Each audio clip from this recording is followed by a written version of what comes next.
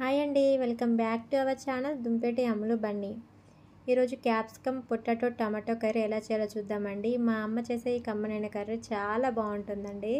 ముందుగా అయితే ఒక ప్యాన్లో ఆయిల్ వేసేసుకొని కాస్త వేడైన తర్వాత ఆనియన్ పచ్చిమిర్చి వేసేయాలి. ఇది కాస్త బ్రౌన్ కలర్లోకి వచ్చేసిన తర్వాత మనం కట్ చేసేసి పెట్టుకున్న క్యాప్సికమ్ పొటాటోస్ని మనం రెడీగా ఉంచేసుకోవాలండి. కాస్త onions paste and turmeric powder మనం వీటికి యాడ్ చేసేసుకొని మనం కట్ చేసి పెట్టుకున్న క్యాప్సికమ్ పొటాటో టమాటో పీసెస్ని యాడ్ చేయాలండి. ఇవి కాసేపు ఆయిల్లో డీప్ ఫ్రై అయిన తర్వాత మన రుచికి సరిపడా salt and red chilli powder add చేసేయాలండి.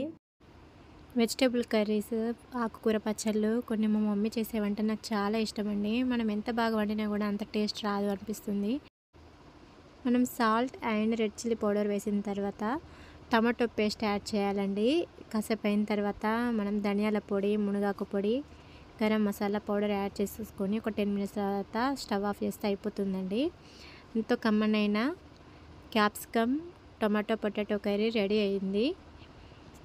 మునగాకు పొడి ఎలా తయారు చేయాలి, దాని యొక్క బెనిఫిట్స్ ఏంటి అనేది నేను ఒక వీడియో చేశానండి. ఆ వీడియో లింక్ అనేది ఇస్తాను. మీరు ఎవరైనా ఇంట్రెస్ట్ ఉంటే చూడండి, చాలా బాగుంటుంది అండ్ హెల్తీ కూడా ఉంటుంది. ఈ వీడియో మీకు నచ్చినట్లయితే please do like, share, subscribe my channel అండి. And thank you for watching అండి. బాయ్.